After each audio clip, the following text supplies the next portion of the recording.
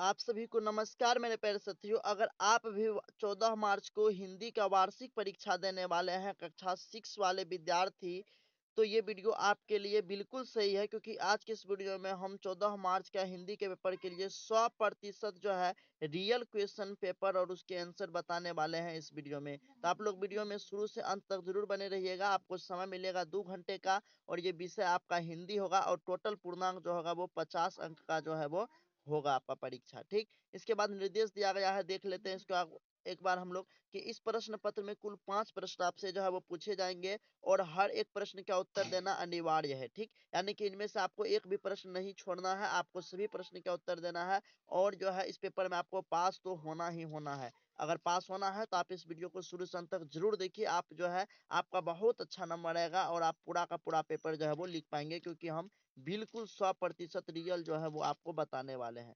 इसके बाद दूसरा है कि प्रत्येक प्रश्न के सामने उसके लिए निर्धारित अंक एवं निर्देश अंकित जो है वो अंकित है। ठीक, चलिए तो शुरू करते हैं। आपका पहला प्रश्न पूछा जाएगा आपसे कि कोष्ठक में दिए गए विकल्पों में से सही विकल्प चुनकर रिक्त स्थानों की पूर्ति कीजिए। ये टोटल 5 अंक का प्रश्न जो है वो होगा। तो क नंबर का प्रश्न पूछेगा एक का, कि राम के वन गमन के, यहाँ पर खाली स्थान दिया रहेगा, दिन दशरथ ने त्याग देते। तो छठे दिन जो है राम के वन गमन के दशरथ ने प्राण त्याग देते, तो यहाँ पे खाली स्थान में हम छठे भरेंगे। इसके बाद दूसरा प्रश्न है ख नंबर का, कि निज जीवन की एक छठा, यहाँ पर खाली स्थान दिया रहेगा कि आत्मकथा है, तो यह सुदर्शन की आत्मकथा है, तो खाली स्थान में हम सुदर्शन लिखेंगे। इसके बाद ग नंबर का प्रश्न पूछेगा कि कवि रहीम जो है, यह खाली स्थान यहाँ पर रहेगा हित संपत्ति संच ही सुजान, तो यह पर काज होगा यहाँ पे, तो खाली स्थान में हम पर काज भर देंगे। इसके बाद घ नंबर का प्रश्न पूछेगा कि बादल है ना, नगाड़े बजाकर धरती की तरुणाई जगा रहे हैं, यहाँ पर खाली स्थान में हम नगाड़े जो है वो भरेंगे। इसके बाद अंग नंबर का प्रश्न रहेगा कि मेजर ध्यानचंद ये खिलाड़ी थे, यानी कि खाली स्थान दिया रहेगा, तो ये हॉकी के खिलाड़ी थे, तो यहाँ पर खाली स्थान में हम हॉकी भर देंगे। इसके बाद दूसरा प्रश्न पूछेगा आपसे मेरे प्यारे साथियों, कि यहाँ पे दिए गए है ना, दिए गए शब्द जाल में प्रश्नों के उत्तर खोजे। आंख के लिए एक शब्द होगा तो नयन होगा, तो यहाँ से हम नयन जो है वो लिख देंगे। इसके बाद ख नंबर का प्रश्न है कि जल को धारण करने वाला जलधर, तो यहाँ से हम जो है जलधर जो है लिख देंगे। इसके बाद एक प्रकार की घास, तो वह दूब जो होते हैं, एक प्रकार के घास होता है, तो यहाँ पर जो है दूब लगा करके जो है हम यहाँ पर लिख देंगे। इसके बाद आगे रहेगा कि आंसू का समानार्थी, तो आंसू का समानार्थी जो है वो अश्रु कहलाएगा, तो यहाँ से अश्रु को टिक लगा करके जो हम यहाँ पर लिख देंगे। इसके बाद आसमान का पर्यायवाची शब्द अंबर होता है, तो यहाँ से अंबर जो है वो हम लिख देंगे। इसके बाद नेक्स्ट प्रश्न पूछेगा आपसे कि स्तंभ अ का मिलान जो है स्तंभ ब से कीजिए, तो यहाँ पर स्तंभ और यहाँ पर स्तंभ ब जो है वो दिया गया है। तो क नंबर का मिलान क में लिखा गया है आपका, है ना, लांस नायक, तो भारतीय सेना का यह एक पद होता है, तो लांस नायक के मिलान हम जो है भारतीय सेना का एक पद से कर देंगे। इसके बाद ख नंबर का प्रश्न रहेगा पंजाब रेजिमेंट, और पंजाब रेजिमेंट यह स्वतंत्रता से पहले अंग्रेजों की भारतीय सेना का जो है यह एक दल था, तो तो पंजाब रेजिमेंट का मिलान जो है हम यहाँ से जो है इससे कर देंगे। इसके बाद नेक्स्ट है सूबेदार, और सूबेदार जो है यह स्वतंत्रता से पहले सूबेदार भारतीय सेवा अधिकारियों का दूसरा सबसे बड़ा पद था, तो इसका मिलान जो है हम यहाँ से कर देंगे। इसके बाद नेक्स्ट है छावनी, और छावनी जो है यह सैनिकों का रहने वाला क्षेत्र होता है, तो इसका मिलान जो है हम यहाँ से कर देंगे। ठीक, इसके बाद अंगन नंबर का रहेगा कि सैम्पर्स और माइनर्स टीम, और यह जो है अंग्रेजों के समय का एक हॉकी दल है, तो इसका मिलान हम यहाँ से जो है वो कर देंगे।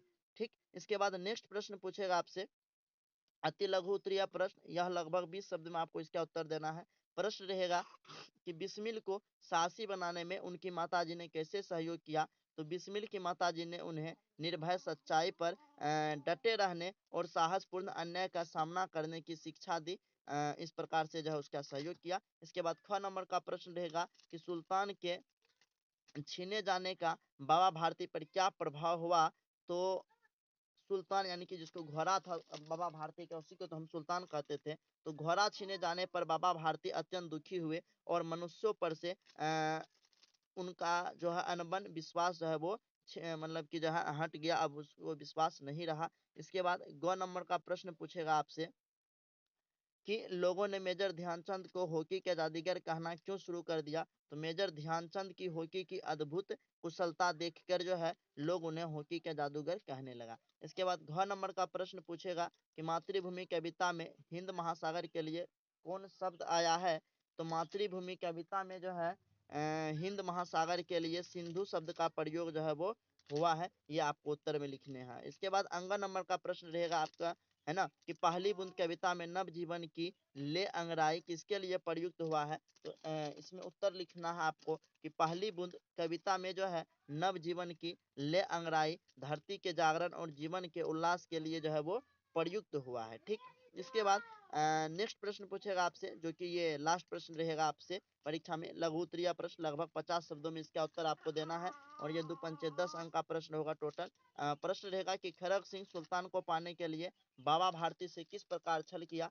अथवा दूसरा प्रश्न पूछेगा आपसे कि अच्छे लोग संपत्ति संचय किस लिए करते हैं? तो इन दोनों प्रश्न में से ये क का हो गया और इसका अथवा हो गया, तो जो आपको आता है वो लिखना है। हम आपको जो है क का उत्तर लिख के दिखाएंगे। ठीक, तो आपको लिखना है कि खड़ग सिंह साधु वेश बनाकर बाबा भारती से दया की याचना की। उसने कहा कि वह बूढ़ा और बीमार है और उसे सवारी की आवश्यकता है। तो दयालु बाबा भारती ने सुल्तान को घोड़ा दे दिया, किंतु खड़ग सिंह जो है उसे लेकर के भाग गया। इसके बाद दूसरा प्रश्न रहेगा ख नंबर का कि आपको कौन सी ऋतु सबसे अधिक प्रिय है और क्यों, बताइए। अथवा बारिश की पहली बूंद से धरती का हर्ष कैसे प्रकट होता है? यहाँ पर आपको 2 प्रश्न पूछा गया है, आपको कोई एक प्रश्न का उत्तर लिखना है। तो हम यहाँ पर अथवा में जो प्रश्न दिया गया है कि बारिश की पहली बूंद से धरती का हर्ष कैसे प्रकट होता है, इसका उत्तर लिख करके दिखाएंगे। तो बारिश की पहली बूंद से जो है सूखी धरती ठंडी होकर तृप्त हो उठती है, वातावरण सुगंधित हो जाता है और पौधे लहलहा उठते हैं और चारों ओर हरियाली छा जाती है। यही धरती का हर्ष और नवजीवन का जो है वो प्रतीक है। तो ये आपका लास्ट प्रश्न था। वीडियो कैसा लगा कमेंट बॉक्स में जरूर बताइएगा। मुझे आशा है आपको वीडियो अच्छा लगा होगा। अगर वीडियो अच्छा लगा तो वीडियो को लाइक शेयर और कमेंट जरूर कीजिएगा। साथ ही अगर आपने अभी तक इस चैनल को सब्सक्राइब नहीं किए हैं तो आप सब चैनल को सब्सक्राइब कर देंगे और फेसबुक पेज पर देख रहे हैं तो फॉलो अवश्य करेंगे। धन्यवाद।